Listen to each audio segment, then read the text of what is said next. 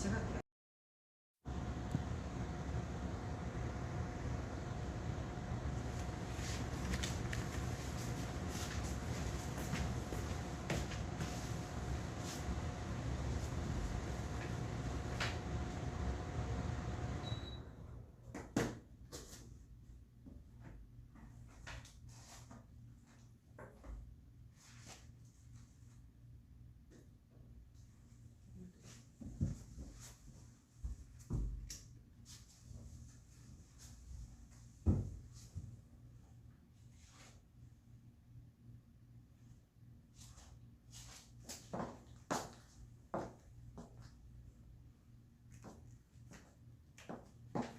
찬송가 491장 찬양 드리겠습니다. 찬송가 491장입니다.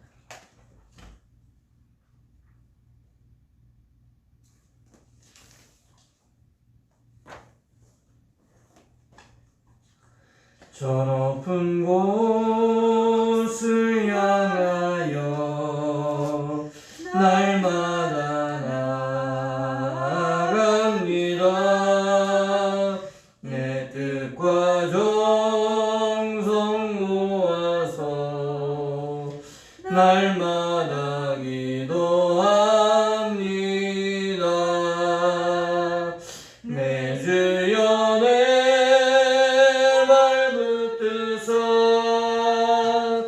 그곳에 있게 하소서. 그곳은 빛과 사랑이 언제나 넘치옵니다. 괴로움과 죄가 있는 곳 나비로 여긴 하라도 높은 요곳을 날마다 바라봅니다. 내 주여 내 밟으뜨사 그곳에 있게 하소서. 그곳은 빛과 사랑이 언제나 넘치옵니다. 의심의 안개 거치고 근심의 구름 없는 곳 기쁘고 참된 평화가 거기만 있사옵니다. 내 주여 내 밟으뜨사 그곳에 있게 하소서. 그곳은 빛과 사랑이 언제나 넘치옵니다. 험하고 높은 이 길을 싸우며 나아갑니다. 다시금 기도하오니 내 주여 인도하소서. 내 주여 내 밟으뜨사 그곳에 있게 하소서. 그곳은 빛과 사랑이 언제나 넘치옵니다. 내 주를 따라 올라가 저 높은 곳에 우뚝 서 영원한 복락 누리며 즐거운 노래 부르리. 내 주여 내 맘 붙드사 그곳에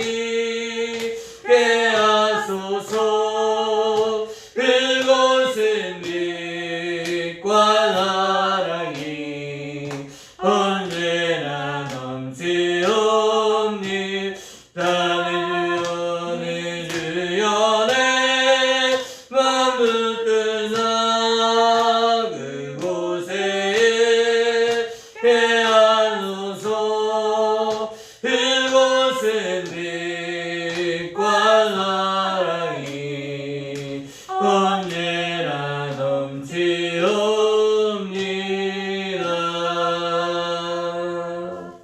아멘. 우리 함께 찬양 드리겠습니다. 이 327장입니다. 327장입니다. 주님 주신 화평 믿음 얻기 위해 너는 정성껏 기도했나. 주의 재단 앞에 모두 받기 전 복을 받을 줄 생각나라. 주의 재단에 난 제사를 이루게 내 맘을 주려 하니 주의 뜻을 따라 그와 동행하며 영생 복락을 누리겠네. 주의 밝은 빛에 항상 활동하며 선한 사업을 힘쓰겠나. 자유 얻으려며 주의 뜻을 따라 너의 모든 것 비내가라. 주의 재단에 난 죄사들이 의해 내 맘을 주려 하니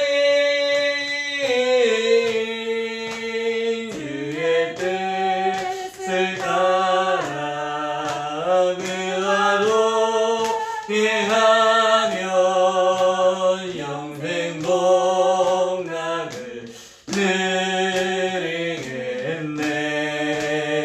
주의 재단 앞에 모두 바치는 예 주와 온전히 사귀겠네. 주신 기쁨 또한 그의 사랑 얻지 말로다 영영하라. 주의 재단에 산 제사들이 의해 내 맘을 주려 하니 주의 뜻을 따라 그와 동행하며 영생 복락을 누리겠네.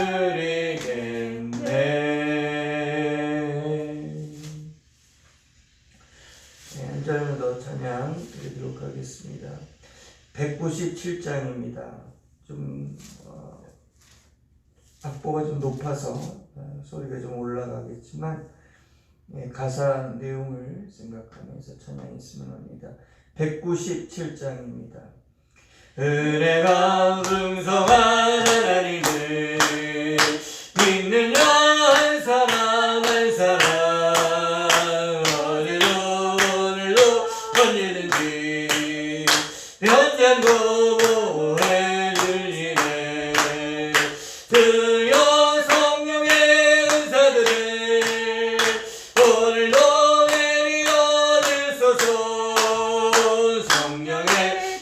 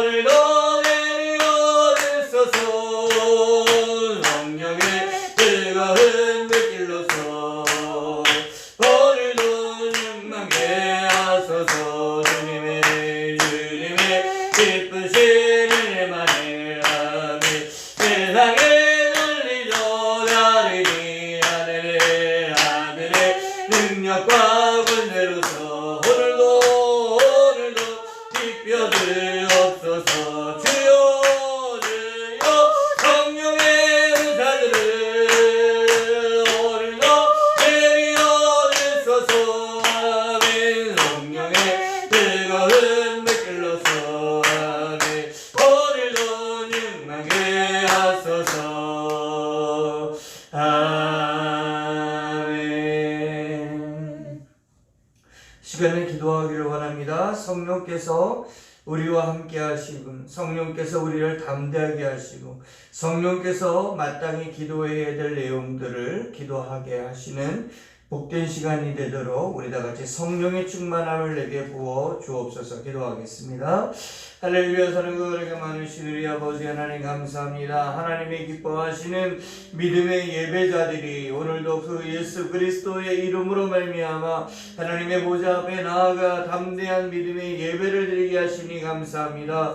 우리 주의 성령 하나님의 은혜로 말미암아 구원받은 우리들 성령으로 말미암아 예수 그리스도를 찬양하며 기도하는 은혜를 입은 자들이 이 시간도 성령의 충만한 은혜를 따라 하나님 기도하기를 원하며 사모하오니 이 시간도 각 사람들의 기도에 응답하시는 주님 우리의 말소리에 귀 기울여 들으시는 주님 우리들에게 그 약속하셨던 성령의 충만함을 하나님 부어 주시옵소서. 이 예배자리에 참여하는 모든 자들마다 성령의 충만함을 더하여 주시옵소서. 오직 우리 주 예수 그리스도의 약속하신 성령의 충만함으로 말미암아 하나님의 뜻과 섭리를 알아가는 아버지 기쁜 은혜가 경험되는 시간 될 수 있도록 인도하여 주시옵소서. 그러나로 인하여 하나님 어려운 이 상황에 하나님 교회들의 위기와 하나님 난관들 속에서도 오직 하나님은 하나님의 영광의 일들을 이루어하실 줄을 믿사오니 하나님의 극으로 달려가고 있는 아버지 시대적인 시대와 하나님 조류 가운데서 주의 오실 날이 가까운 것을 몸소 깨닫고 하나님 기도하여 깨어있는 하나님의 믿음의 종들 될 수 있도록 하나님 이 밤에도 은혜를 베풀어 주시옵소서. 오직 하나님의 은혜를 간구하는 자들에게 은혜를 채워 주시옵소서. 은혜 위에 은혜를 더하여 주시기를 아버지 원합니다. 우리 주의 성령 하나님 우리 주의 성령 하나님 충만하게 채워주시옵소서. 오직 주의 성령으로 충만한 아버지가 아니기를 아버지 원하오니 우리에게 하나님 능으로 영으로는 것이 아니라 오직 성령으로 말미암아 거듭나는 성령으로 말미암아 하나님의 의미를 알게 되어지는 기한이가 될 수 있도록 아버지 원합니다. 오직 우리 주의 성령으로 말미암지 않고서는 아버지 은혜를 알 수 없으며 하나님의 지혜와 능력도 알 수 없는 자들이 연약한 자들 가운데 있사오니 우리들의 하나님께 도울 수 있는 아버지를 정할 수 있는 저희들의 아버지 영선함이 하나님 앞에 도울 수 있는 기한 시간 될 수 있도록 인도하여 주시옵소서. 감사합니다.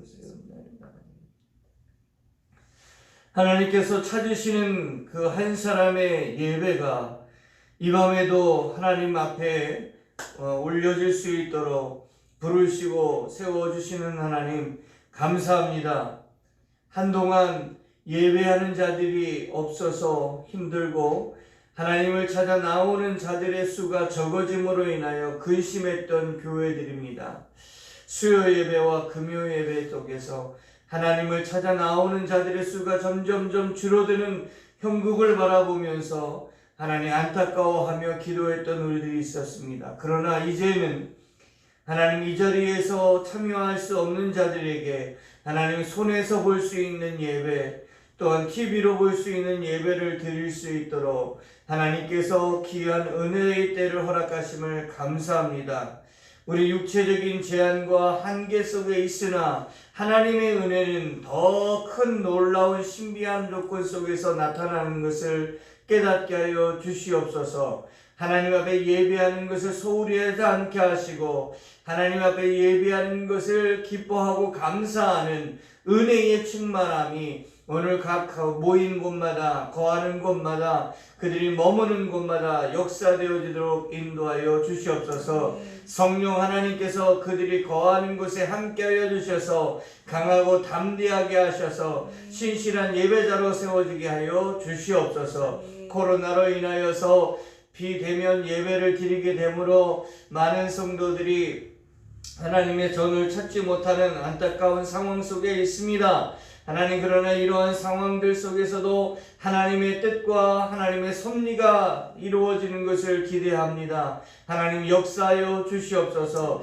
하나님 역사하여 주시옵소서. 하나님 역사하여 주시옵소서. 오직 안진뱅이가 예수 그리스도의 이름으로 일어났던 것처럼 이 시대의 교회들이 예수의 이름으로 다시 일어날 수 있도록 하나님 우리에게 은혜를 입혀 주시옵소서. 오늘도 그 말씀을 통하여 하나님의 세대가 일어나기를 원합니다. 하나님의 말씀을 통하여 하나님의 뜻에 하나님 붙들림 받으기를 원합니다. 하나님 그 말씀을 세워 주시옵소서. 감사드리며 예수님의 이름으로 기도드리옵나이다.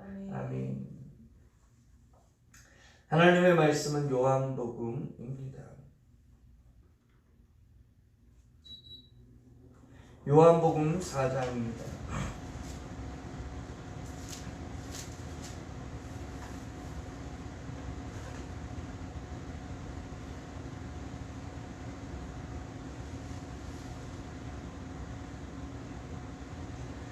요한복음 4장 1절부터 6절까지 보겠습니다.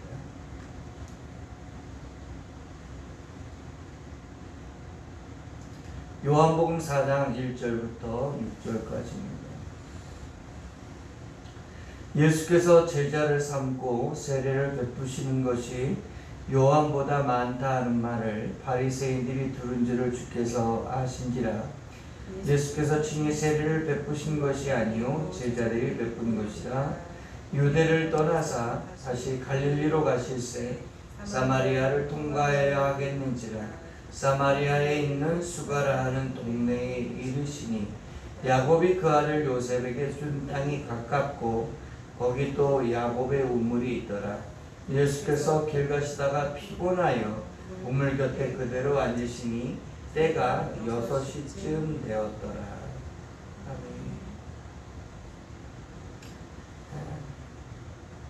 예수님이 사마리아에 가는 이유. 본문은 짧게 6절까지만 보지만 4장에 있는 그 전체적인 내용은 42절까지 이 사마리아에 있었던 한 여인과의 만남과 그 대화 내용들을 기록하고 있습니다.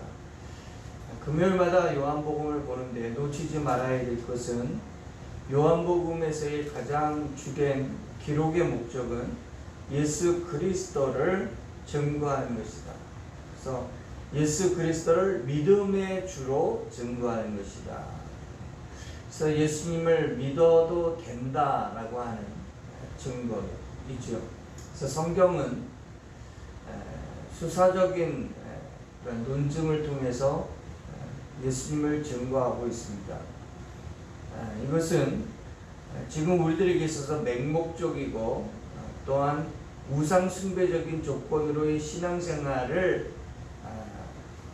배척하고 신실한 하나님의 은혜에 대한 깊은 묵상 가운데 그 은혜를 믿음을 세워가도록 요구하고 있다는 내용입니다. 다시 말해서 이방인들이 섬기는 그 신에 대한 그 믿음 또 신앙생활이라고 하는 것과 예수 그리스도를 믿는 믿음의 신앙생활의 차이점은 이방인들은 그냥 그 어떤 절차나 과정들 속에서 하나의 맹목적인 조건들 속에서 뭐 묻거나 따지거나 할 것이 아니라 그냥 빌기만 하면 그냥 소원을 바라기만 하면 다 이루어진다라고 하는 단순하고 또 명료하고 또 빠른 조건 속에서의 신앙을 갖습니다. 그러나 예수 그리스도를 믿는 믿음의 신실한 신앙은 그냥 맹목적이고 단순하고 명확한 것이 아니라 어떻게 보면 복잡하고 또 알쏭달쏭하고 또 어렵고 또 힘든 것, 그래서 분명하게 보여지지 않는 사실들에 대하여서 믿음의 신앙을 가지고 있다는 거예요. 그래서 성경을 읽으면 명확한 것 같은데 또 어느 부분에서는 이게 무슨 말인지 하나도 모르겠다, 이게 무슨 뜻인가 하는 혼란스러운 생각도 있어요. 그러다 보니까 어떤 성경은 잘 읽어가다가 또 어떤 성경은 건너뛰거나 아니면 그냥 덮게 되는 그 상황을 보게 됩니다. 그래서 예수 그리스도를 믿는 신앙으로서의 믿음이라는 것은 어떤 우리의 그 많은 노력, 또 우리의 많은 그 지적인 그 활동들을 겸하지 않고서는 우리의 믿음의 크기가 자라나지 않고 깊이가 깊어지지도 않다는 거예요. 그것이 수사적인 것인데, 이 수사적인 방법이라는 것은 그것이 무엇인가 그것을 생각해보고, 그것이 이런 것인가 검증해보고, 또 그것이 어떤 의미와 어떤 결과를 낳는가에 대한 묵상들을 통해서 그 내용을 알아가는 것이죠. 그래서 이 사건, 오늘 사마리아 여자와 예수님이 만나는 이 내용도 그냥 단순한 하나의 스토리를 읽어가는 것이 아니라 요한은 왜 이 내용을 통해서 무엇을 말하려고 하는가, 요한은 이 여인을 통해서 예수님과의 만남을 통해서 무엇을 증거하려고 하는가 라는 것을 염두에 두면서 고민하면서 의미를 하게 돼. 마치 영화관에서 영화 볼 때 그냥 재밌네 하고 그냥 쓱 지나가는 게 아니라 이 영화는 뭘 얘기하려고 하는가, 또 이 감독과 이 작가는 무엇을 우리에게 전달하려고 이 영화를 만드는가 하는 이면적 그 궁금증을 가지고서 영화를 볼 때에 영화가 의미 있게 다가올 수 있는 것과 마찬가지입니다.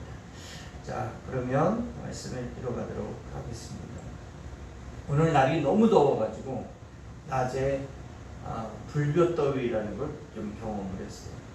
근데 그런 불볕더위 안에서 가장 신체적인 반응이 뭐냐면 뜨거운 거에 관해서 목마름입니다. 목마름.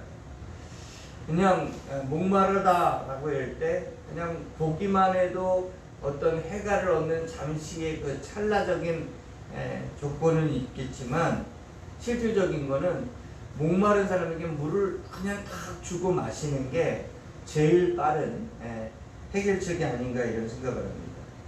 그래서 오늘 4장에는 우물가에서 물을 찾으신 예수님, 또 그 물로 말미암아 또 인생을 이야기하셨던 그 예수님, 그리고 그 물이 주는 진정한 의미를 가르쳐주는 그 내용의 이 내용을 통해서 무엇을 먼저 생각할 수 있냐면, 목이 마르면 우리는 물을 마셔야 하지만 정말 우리가 아무리 마셔도 목이 마른 인생이다.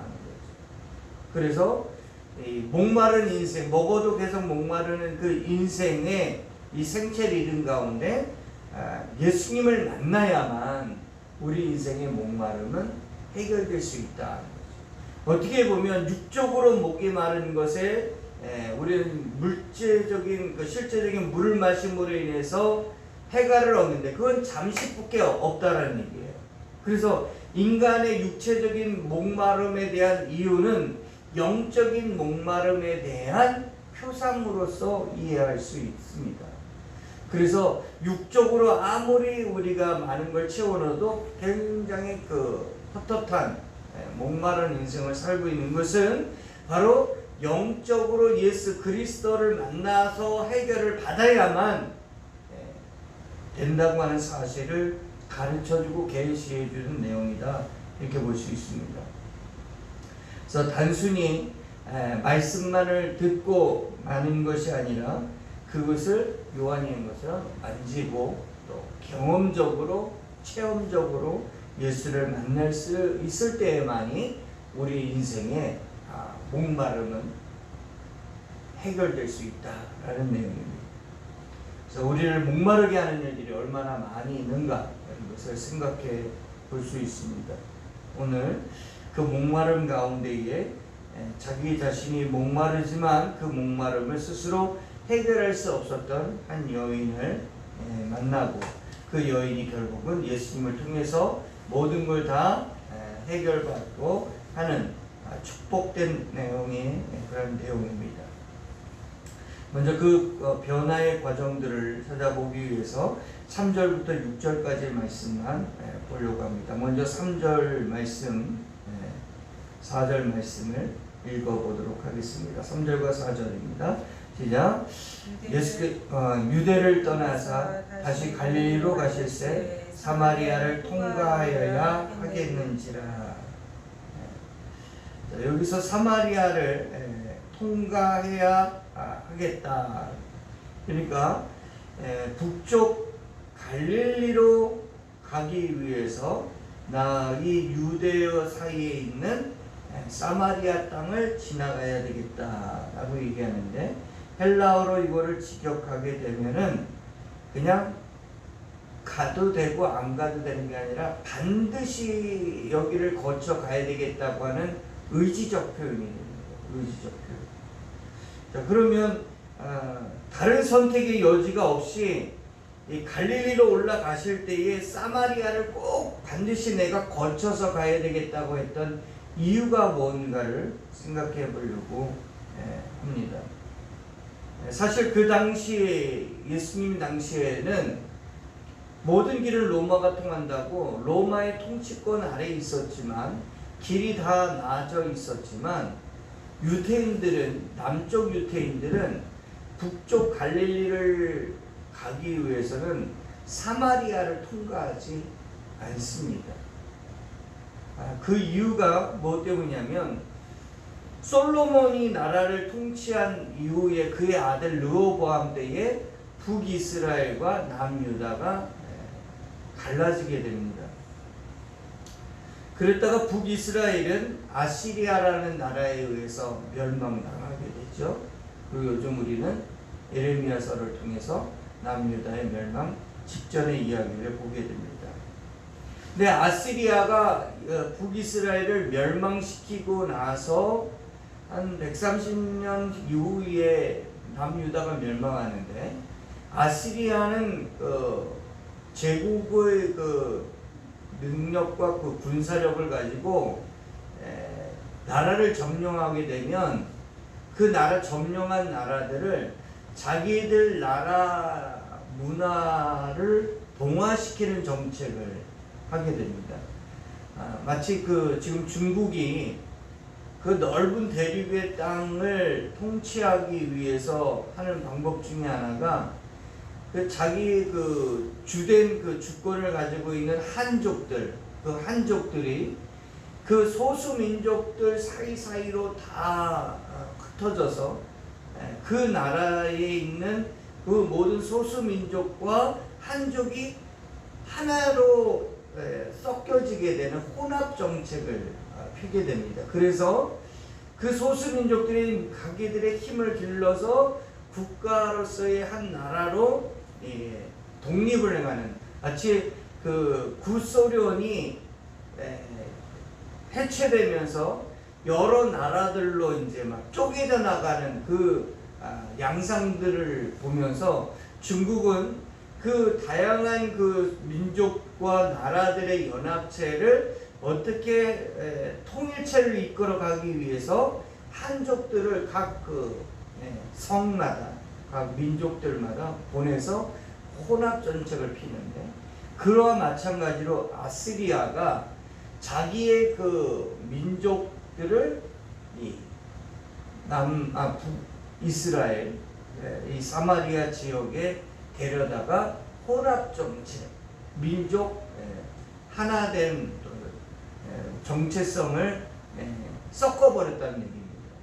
그래서 이 혈통으로서만 섞이는 게 아니라 그들이 가지고 있는 문화, 그 문화의 가장 중요한 핵심은 종교인데, 그 종교적인 어떤 제의적인 조건들이 그대로 북이스라엘에 섞여 들어오게 됐는데 그 북이스라엘에 섞인 그 가장 중요한 핵심적 도시의 수도가 바로 사마리아였다 하는 거죠. 그래서 이제 북이스라엘이라고 부르지 않고 사마리아죠. 그래서 지금도 사마리아라고 하는 나라가 새로 존재하고 있는 것을 볼 수 있습니다. 그래서 사마리아 성경이 따로 있고 사마리아식 제사 제도가 그대로 남아있는 것을 볼 수 있어요.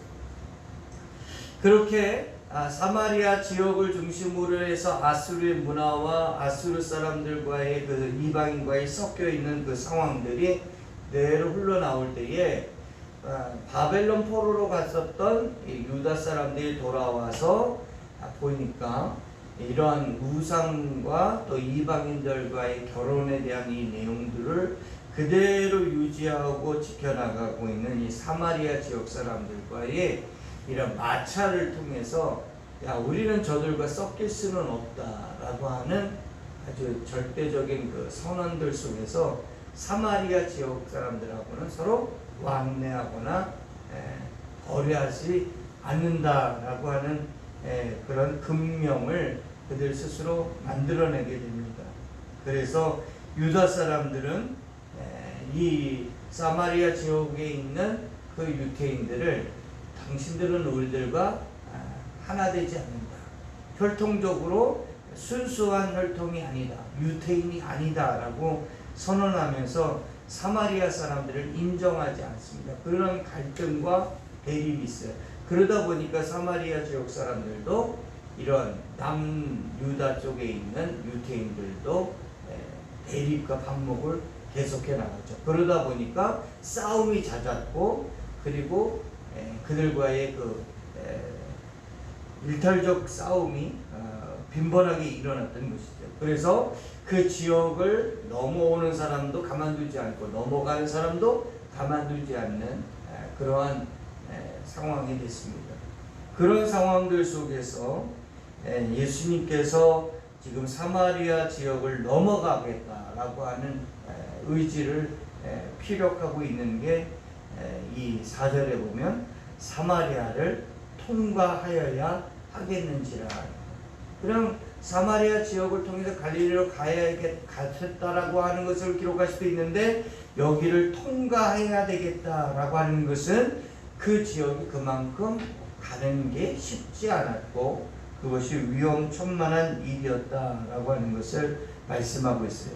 그러면 갈릴리로 올라가려면 유대인들은 어떻게 갔느냐면 우리가 잘 아는 것처럼 예루살렘에서 산 밑으로 내려와서 여리고 지역에 있는 요단강을 건너서 이 요르단 땅에 속해 있는 지역을 쭉 타고 올라가서 갈릴리 지역으로 올라갔다 하는 것입니다. 그래서 지리적으로 보면 가로질러 빨리 올라가는 것은 이 사마리아 지역인데 이 사마리아 지역의 땅으로 올라가는 이 길이 바로 아브라함과 이삭과 야곱이 오르락 내리락 했던 족장의 길이에요. 그런데 이 가운데 이 중심 노선의 길을 가지 않고 삥 둘러서 사마리아를 경유하지 않고 갈릴리로 올라가기 때문에 이 길은 먼 길이지만 유대인들에게는 거룩한 길이요 이게 왕의 길로 그들은 세워놓고 있다는 일입니다. 그래서 그렇다면 예수님이 왜 그 갈릴리를 지나갈 때 요단강 건너서 북쪽으로 올라가지 않고 사마리아 쪽으로 올라가려고 하는가 하는 거죠. 그 이유는 바로 구원에 있었다. 요한복음이 얘기하는 것처럼 예수님을 믿으면 영생을 얻는다, 구원을 얻는다라고 하는 메시지를 선언하는 것이 주제인 것처럼 이 사마리아를 통과해야 되겠다고 하는 가장 궁극적인 이유와 목적과 뜻이 어디 있느냐면 바로 하나님은 이 사마리아 지역 모든 사람들이 버림받았고 또 모든 사람이 인정하지 않고 개취급을 하고 있는 그 지역의 대상자들에게도 복음을 전하겠다. 마치 이것이 우리가 쉽게 이해할 수 있으면 창녀촌에 가서 복음을 전해야 되겠다. 모든 사람들이 터무시하고 모든 사람들이 무시하고 모든 사람들이 꺼려하는 그 지역을 통과해야 된다. 그 통과하는 가장 궁극적인 목적이 어디 있느냐면 바로 모든 사람을 구원하는 대상에는 그런 사람도 포함되어져 있다라고 하는 것을 보여주는 것이죠. 그래서 유대인들을 위한 예수님이 아니라 이방인들 가운데서의 그 예수님, 그래서 유대인이나 헬라인이나 하는 모든 대표성을 가지고 있는 인류 전체가 다 구원의 대상이 있다는 얘기예요. 그래서 예수님께서 제자들에게 사명을 주셨던 것이 온 유대와 사마리아와 땅끝까지 이르러 복음을 전해요.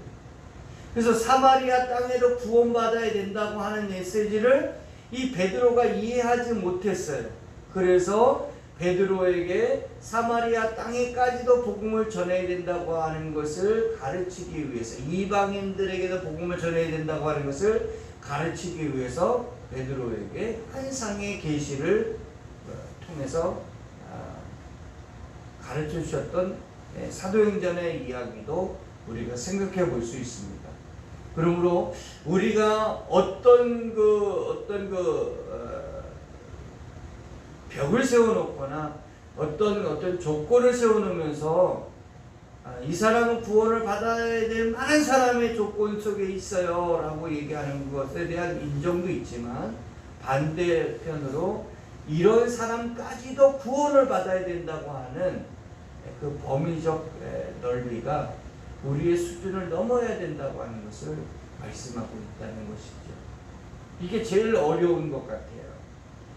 예수님은 쉬운 길로 가는 것이 구원의 길이지만 좁은 길로 가는 것 또한도 구원의 길이다 하는 거죠. 그래서 하나님이 행하시는 그 사랑의 대상자들은 어떤 우리가 경계를 세워놓고 우리가 어떤 벽을 세워놓는 그 관계들 속에 넘어서 하나님의 구원의 역사가 있다는 겁니다. 그래서 사마리아 지역에도 구주가 필요하다.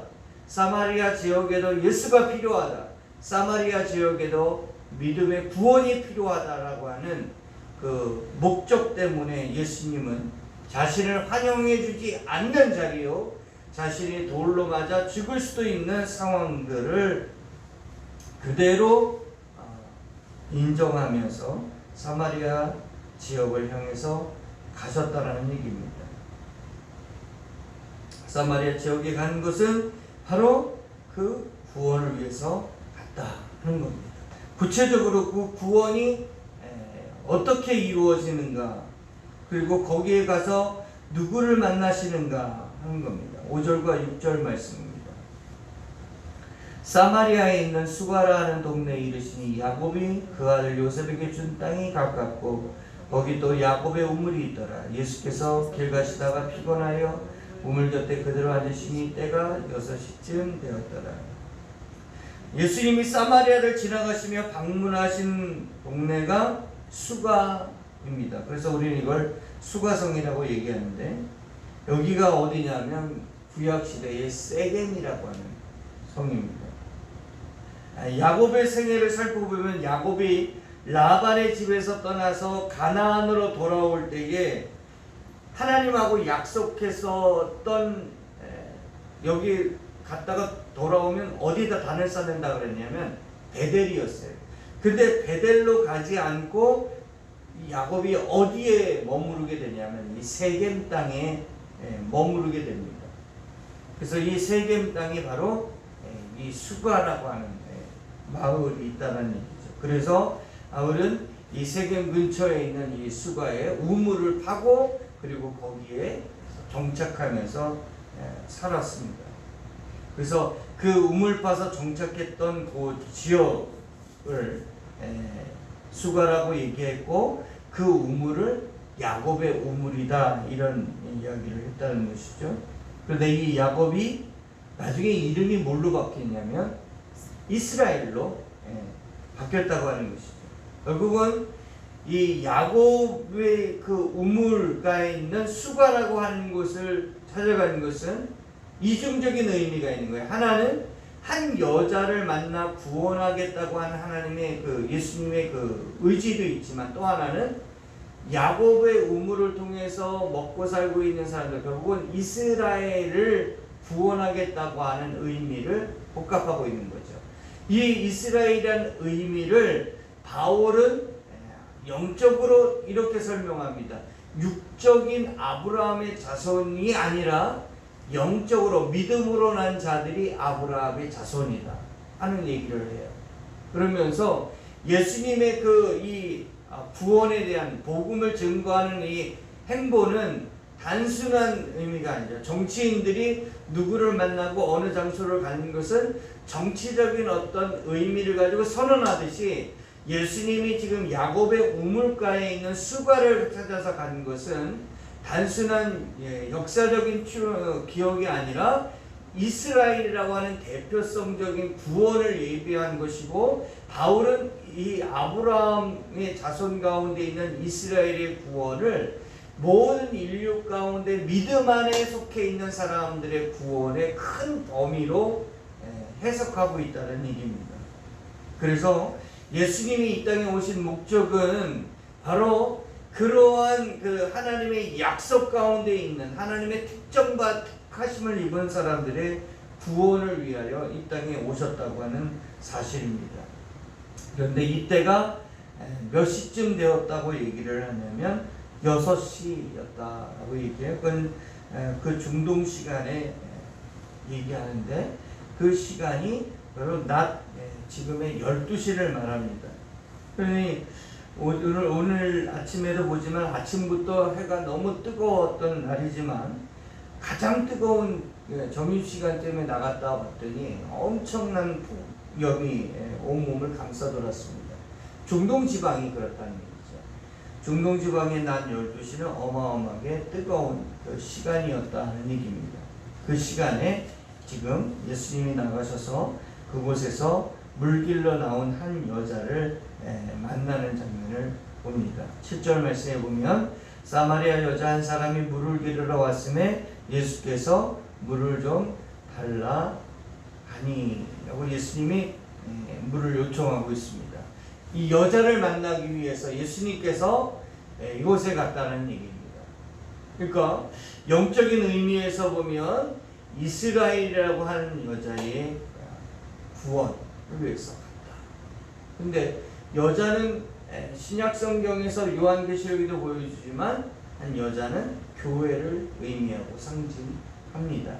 그래서 한 여자가 물을 기르러 왔을 때에 예수님은 그 여자를 구원하기 위해서 이 수가라는 이스라엘이라고 하는 야곱의 우물에 도착했다 하는 얘기입니다.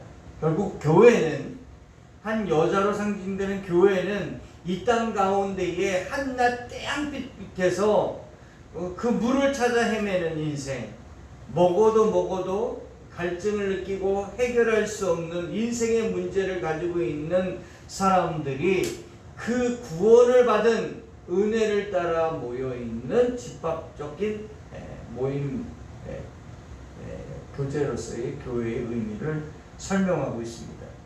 가장 비참한 인생을 살아가고 가장 험난한 인생을 살아가고 가장 풍요함이 없는 자리에 불쌍하게 살아가고 있는 그 여인을 구원하기 위해서 예수님이 이 사마리아에 있는 이 수가성 한 여인에게 찾아갔다는 겁니다. 오늘 이 교회는 바로 그러한 은혜를 입은 사람들의 모임입니다. 오늘 우리가 속해 있는 이 교회는 가장 이 한 여인과 같은 인생의 목마름과 괴로움과 불쌍한 그 자리에서 구원받은 자들인 것이죠.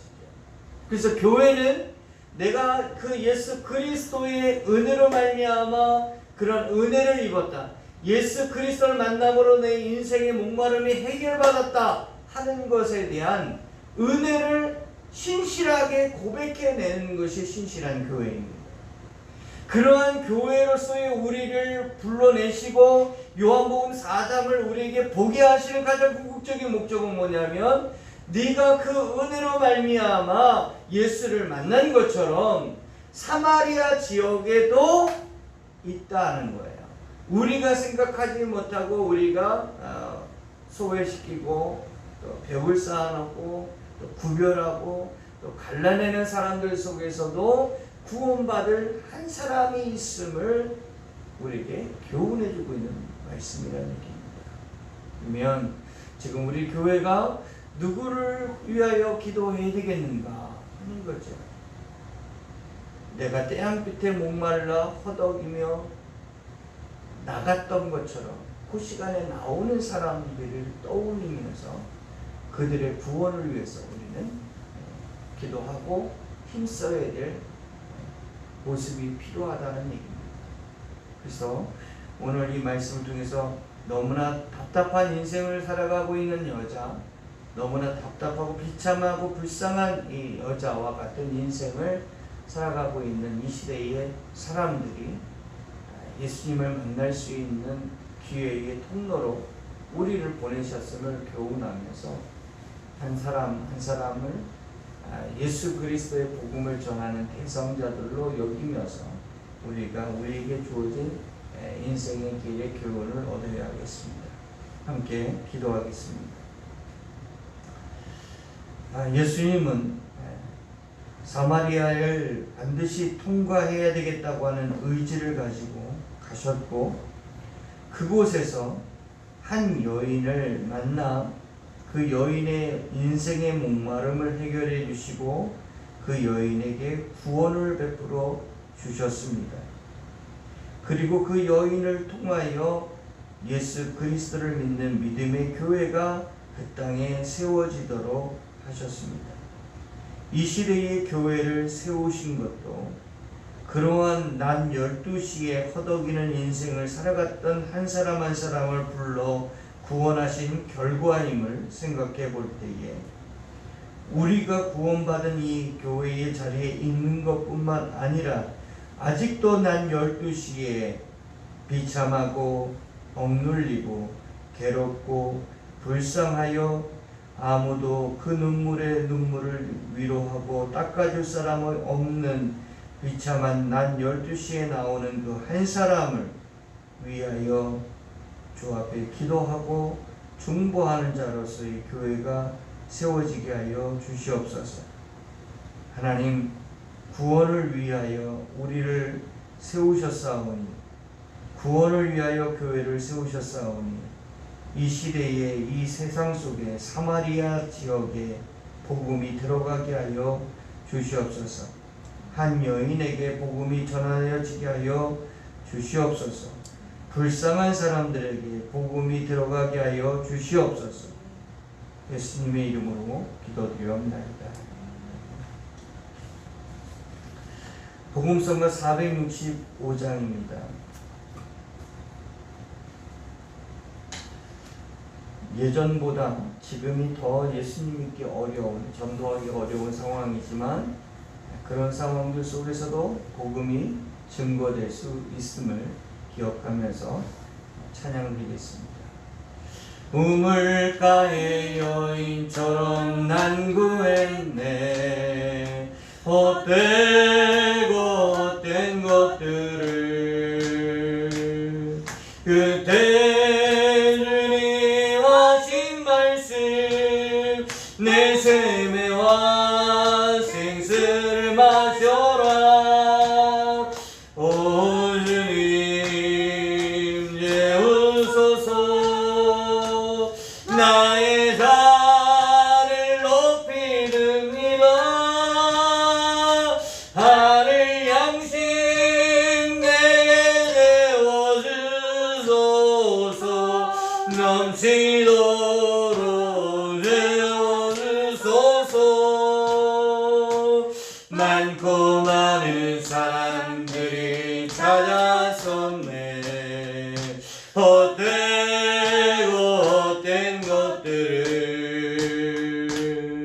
주 안에 감춘 법에 행한 것과는 비길 수 없네. 오 주님 예우소서. 나의 잔을 높이 듭니다. 하늘 양식 내게 내어주소서.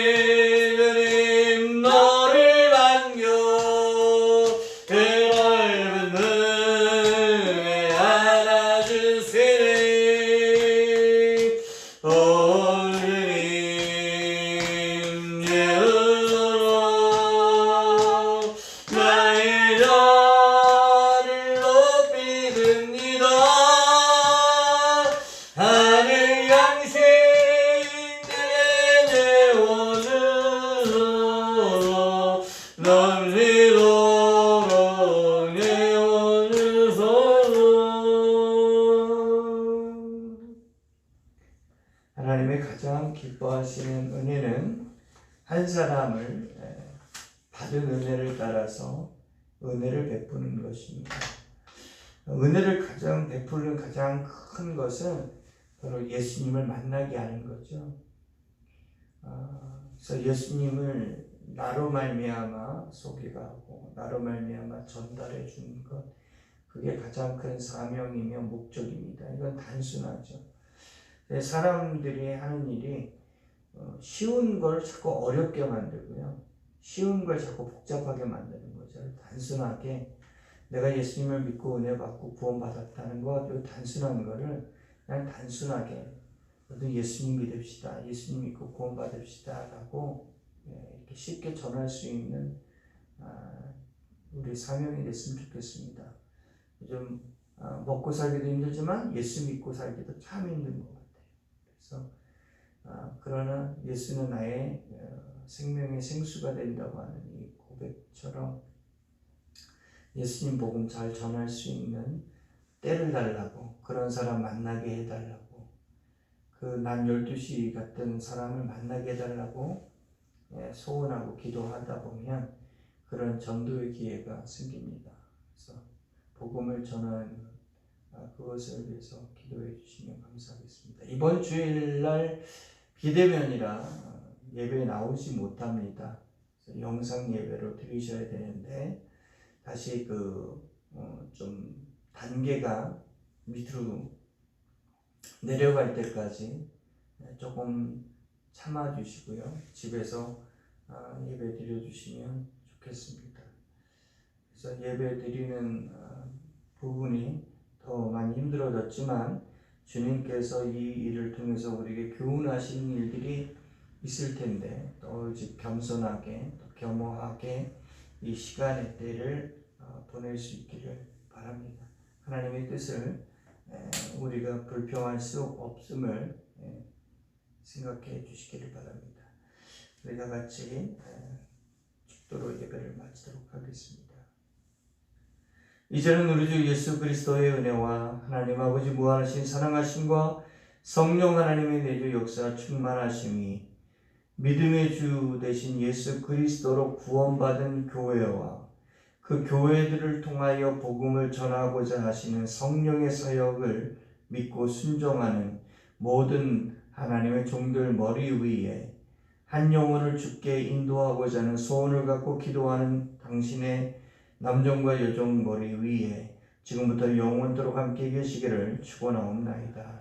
아멘.